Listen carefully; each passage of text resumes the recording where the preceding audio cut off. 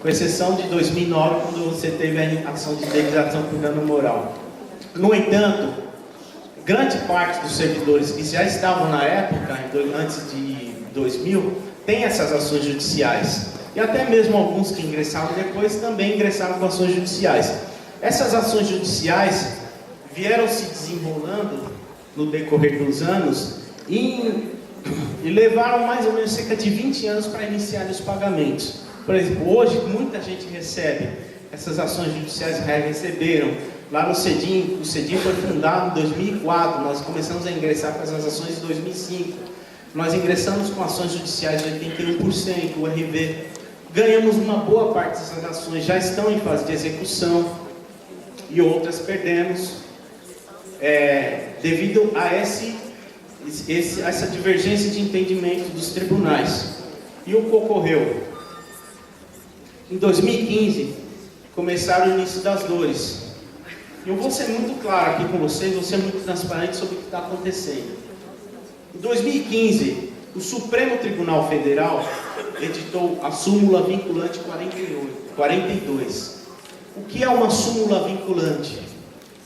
Súmula vinculante é o seguinte: o Supremo Tribunal Federal julga vários casos semelhantes.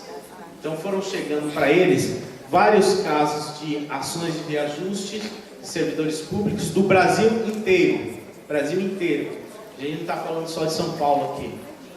E essas ações foram chegando no Supremo e foi consolidando uma jurisprudência. Alguns ministros concediam, outros não. Conforme uns iam convencendo os outros, conforme os ministros vão se aposentando, vão entrando outros novos, vão adotando novos entendimentos, vai se consolidando uma jurisprudência. E a jurisprudência que se consolidou foi editada na súmula vinculante 42. O que é uma súmula?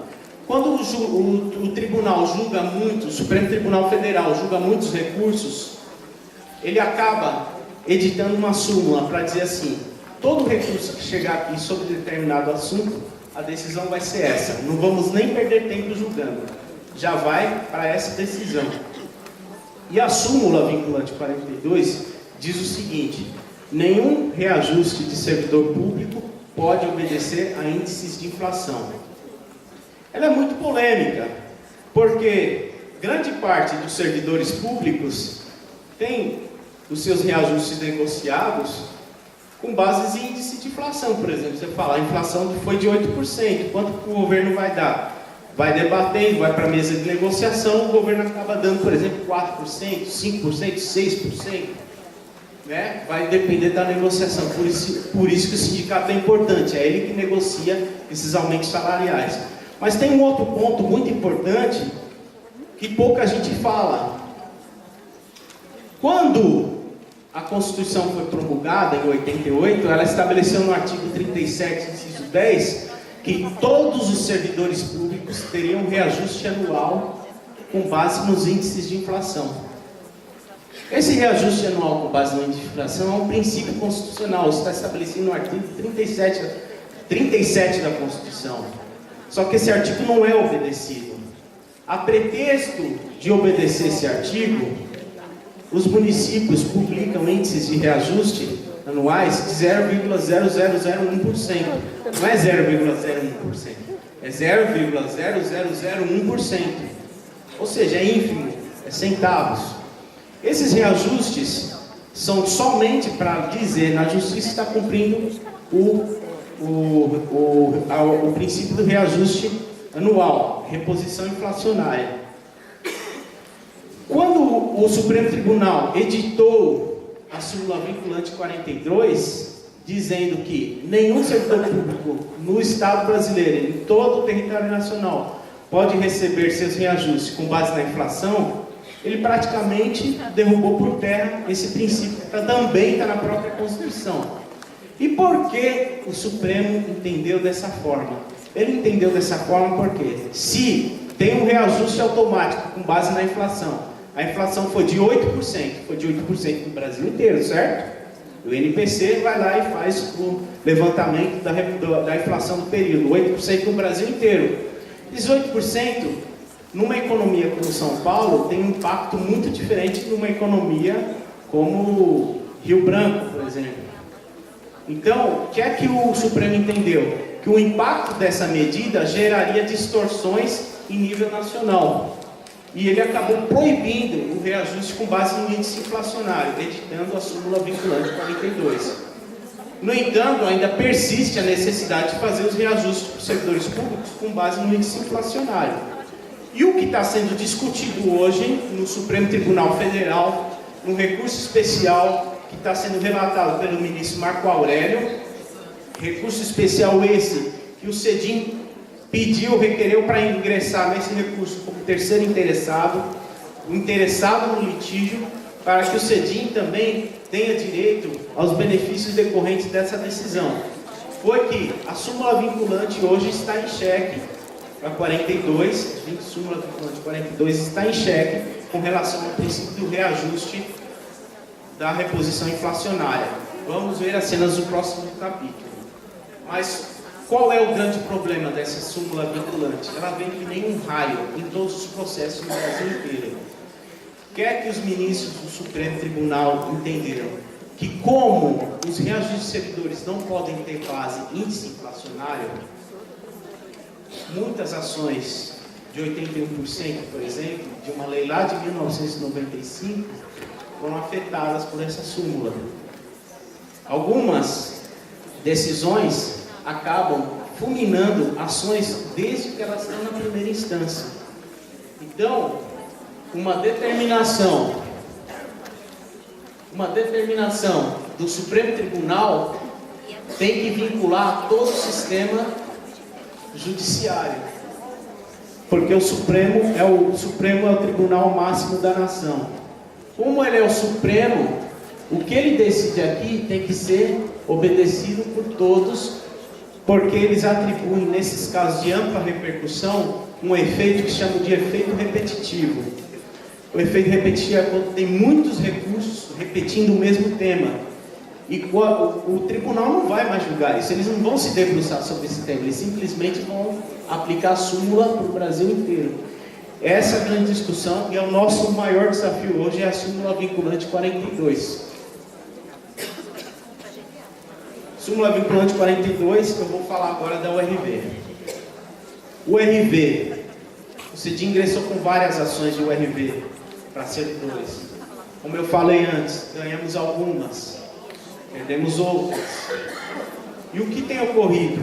Quando essa ação chegou no Supremo Tribunal Federal, porque é uma ação do Brasil inteiro, não é uma ação do município de São Paulo, é Brasil inteiro, num recurso extraordinário julgado pelo ministro Luiz Fux, do estado do Rio Grande do Norte, ele deu uma decisão que foi fundamental para prejudicar todas as ações de URV no Brasil. O que é que ele diz? Que servidores públicos que tiveram reestruturação de carreira não têm direito ao reajuste do URV. Quem disse isso? O Supremo Tribunal Federal.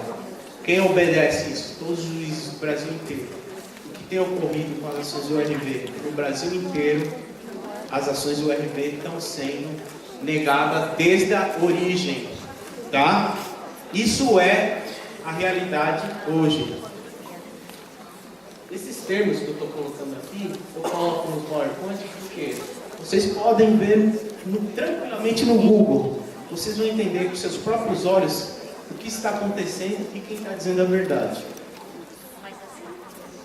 Quando tem reenquadramento de carreira, que é o caso dos professores do município de São Paulo, e não estou falando do enquadramento pela Lei 13574, porque a transformação do cargo por si só já mata o RV, mas também teve um reenquadramento pela 14660.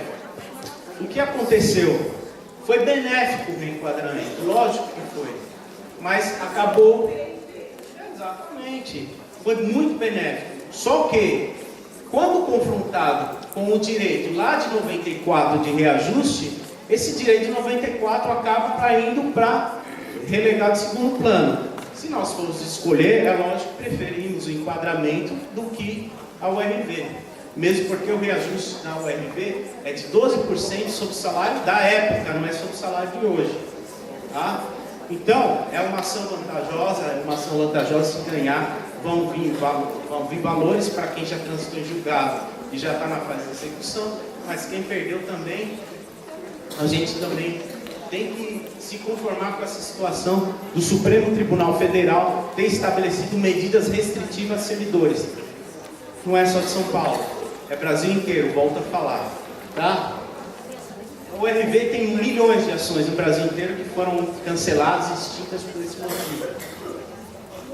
E a ação de indenização de exposição de salário, eu falei para vocês que é uma ação em que o caçado tinha exposto salário, mas devido ao entendimento do Supremo Tribunal Federal, em 2015 também, determinando como legal todos os salários na internet, a gente perdeu as ações.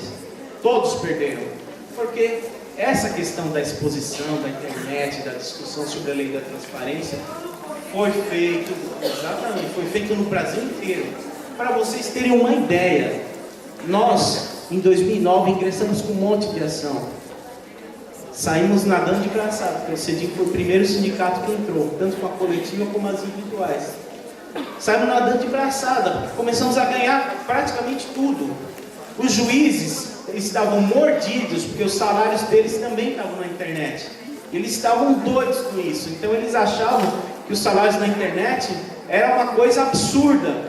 E eles começaram a julgar em prol dos funcionários, dando a indenização com base no caso deles também. Vocês entenderam? Foi para o tribunal, estávamos ganhando a maioria absoluta dos processos. A maioria absoluta, que eu digo, é 80%. Agora, outros a gente perdia, porque alguns juízes entendiam o princípio da moralidade e tal, permitia que colocasse o salário na internet. Foi para o Supremo Tribunal Federal, o que aconteceu? Ele entendeu como legítima a exposição e acabou que todo mundo perdeu. O grande problema que se discute hoje é que os próprios salários dos ministros do Supremo Tribunal Federal ainda não estão expostos na internet. Outra discussão, os ministros do Supremo Tribunal, na semana passada, se deram um aumento de 16,38%. E esse aumento que os ministros se deram vai ser submetido ao Senado, para aprovar. Só que eles foram criticados porque eles disseram, como Lewandowski disse, que esse aumento foi ínfimo para eles. Porque esse aumento, que vai aumentar de 33 para 39 mil o salário do ministro do Supremo Tribunal Federal, foi com base numa inflação de parte do período. Só que assim, eles não editaram a súmula vinculante 42, que proíbe de ajuste de servidores públicos com base na inflação. Agora, para eles próprios, a súmula não se aplica, né? O próprio princípio da súmula não se aplica. É complicado. Eu sei que essa aqui é uma crítica pessoal, que eu tenho legitimidade para falar, e eu não estou fazendo nada de errado, criticando pessoalmente essa situação.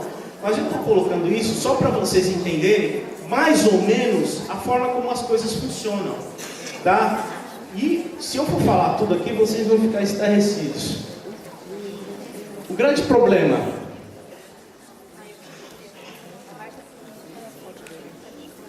problema gente, isso não gerou que todos os processos de funcionalismo público tivessem perdas significativas.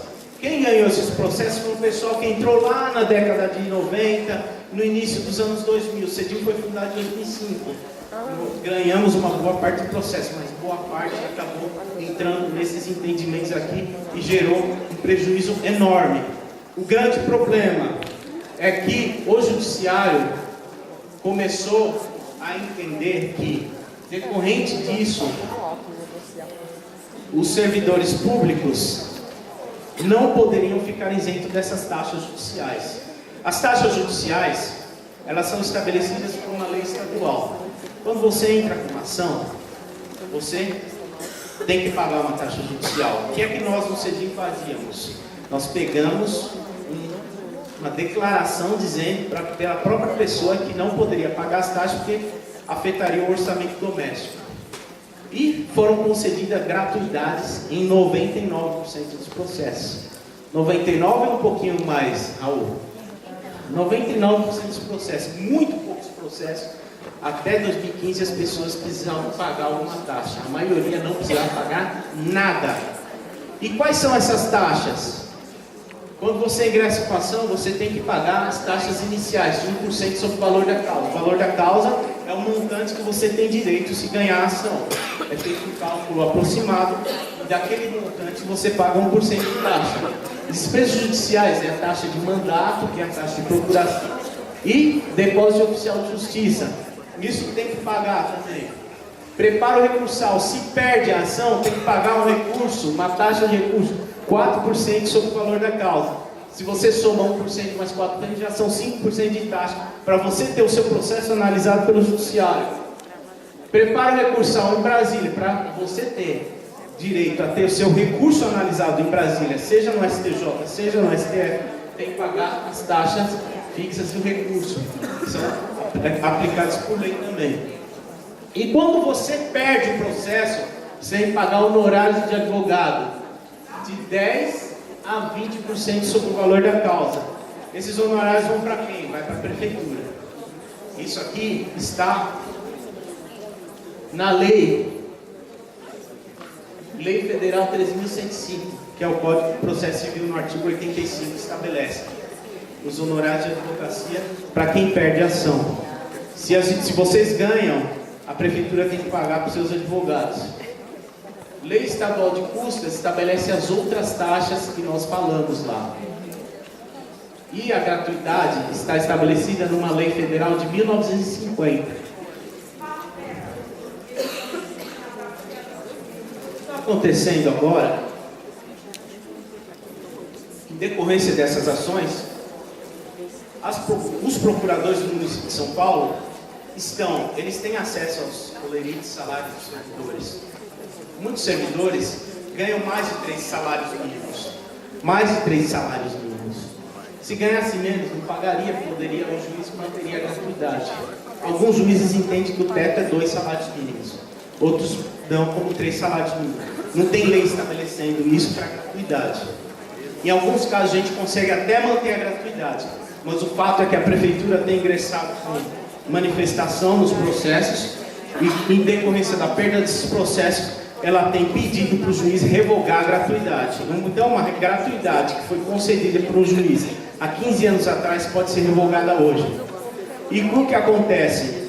Infelizmente, isso é um fenômeno que está acontecendo em todo o município de São Paulo. O pessoal tem sido chamado a pagar as custas de honorários e honorários do processo.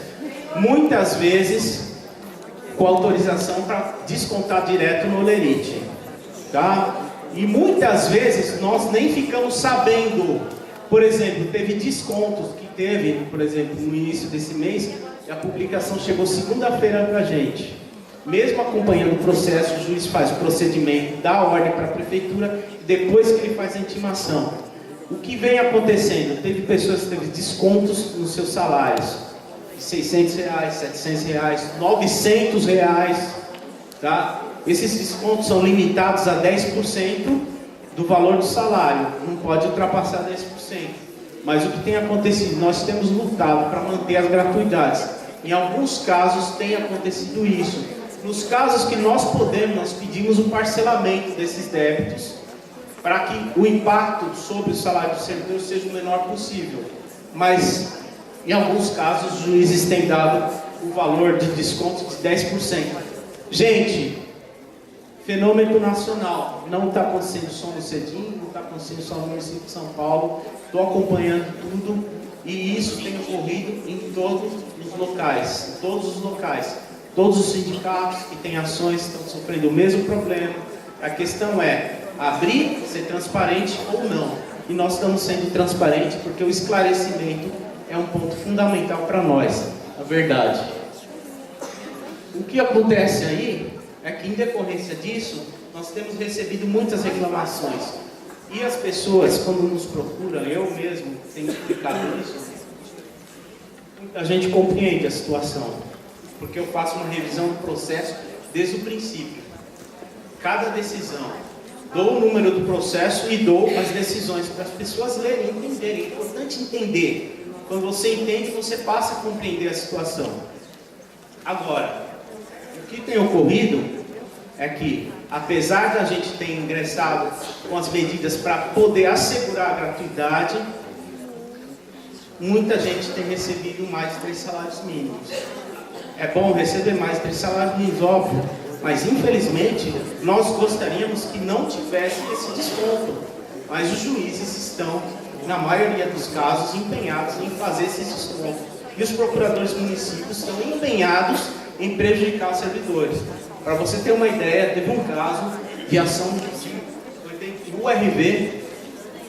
Essa ação do URV, a gente ingressou nessa ação, a prefeitura fez os cálculos, independente da gente ter apresentado esses cálculos já na fase inicial do processo, e de má fé apresentaram um valor de 4.800.000, o valor da causa. Calculando, foi 81%. Calculando 81% sobre o salário de hoje, sendo que é 25,32% sobre o salário da época. De má fé, nós denunciamos a má fé para o juiz e o tribunal derrubou. Mas sabe o que acontece se elas perdem essa causa? Cada uma vai ter que pagar 70 mil de custas. Nós derrubamos isso, estamos atentos a todos os casos. Não vamos permitir. É uma guerra, nós estamos enfrentando uma verdadeira guerra. Por isso que eu coloquei o título aqui, Desafios do Judiciário.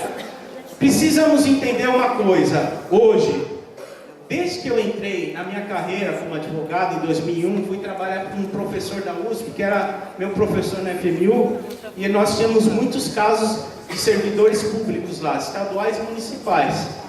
Esse professor era um expert em direito público, e ele tem parentes dentro do tribunal, e a discussão que nós sempre enfrentamos desde o princípio, isso há 17 anos atrás, é que existem juízes que dão as decisões em prol do Estado e tem juízes que dão a decisão em prol dos servidores. Por quê? Muitas vezes, eu tenho um caso lá no CEDI de uma servidora que vai ganhar 280 mil. Ela vai receber, já escrevemos o precatório, daqui a pouco ela está recebendo.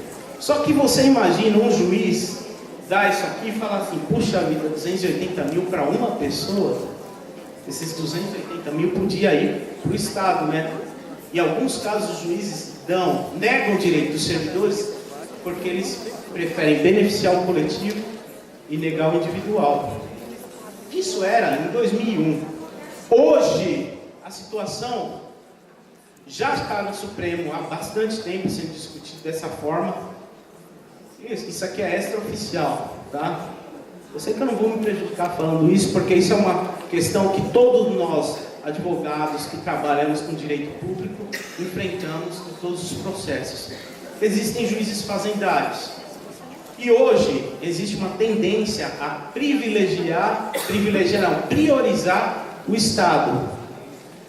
No Supremo Tribunal Federal, essas ações, eles têm noção do impacto orçamentário que elas vão causar em todos os entes públicos, seja município, seja Estado, na União. Esse impacto é muito negativo, Você imagina todos os servidores recebendo 20% direto nos seus salários? Isso é muita coisa para o município, isso quebra municípios. O que acontece? A tendência é barrar o judiciário. O judiciário é a última linha, é a última defesa. É a mesma coisa que tem acontecido com os bancos. Os bancos, se fossem indenizar os empréstimos que são feitos para as pessoas com juros altíssimos, os bancos fechariam no Brasil.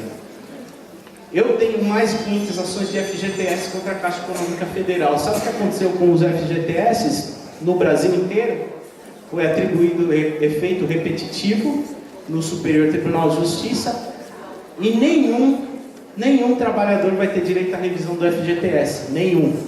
Porque o STJ da Barra suspendeu todas as ações e hoje todas essas ações já foram julgadas e vão ter que manter a mesma linha de atualização que já tem sido adotada pela Caixa. O servidor público hoje é o vilão da sociedade. Basta entrar no noticiário. Dizem que a reforma da Previdência tem que passar por quê? O servidor público é o beneficiado, é o privilegiado. Vocês são servidores públicos, no entanto, vocês não são da carreira do Ministério Público, nem da carreira da magistratura para receberem privilégios, muito menos da carreira militar. Só que o servidor público é o vilão. Então, gente, não tenha dúvida, essa tendência está se consolidando. Estamos enfrentando tempos bicudos, mas a resistência são os sindicatos e os advogados. Estamos aqui para defender seus direitos. Eu vou colocar aqui na tela e vou abrir para perguntas. Estamos aqui para defender seus direitos e vou fazer até o final. Tá certo? Gente, esclarecimentos, a gente vou explicar em 5 minutos aqui o que está acontecendo e vou abrir para as perguntas. Eu falei que era um bate-papo, vocês vão ter que fazer perguntas para mim e a gente vai bater papo. Tá? Não, vou ler, pode deixar. Então, em 20 de julho desse ano aqui, saiu uma decisão na ação coletiva dos quadrimestrais. Lembrando que os quadrimestrais foi uma ação que a Claudete determinou que o Sindicep entrasse na época. Quando saiu a listagem para pagamento em 2011, excluíram o pessoal do CEDIM. Excluíram o pessoal do CEDIM e nós denunciamos isso para o juiz. Assim,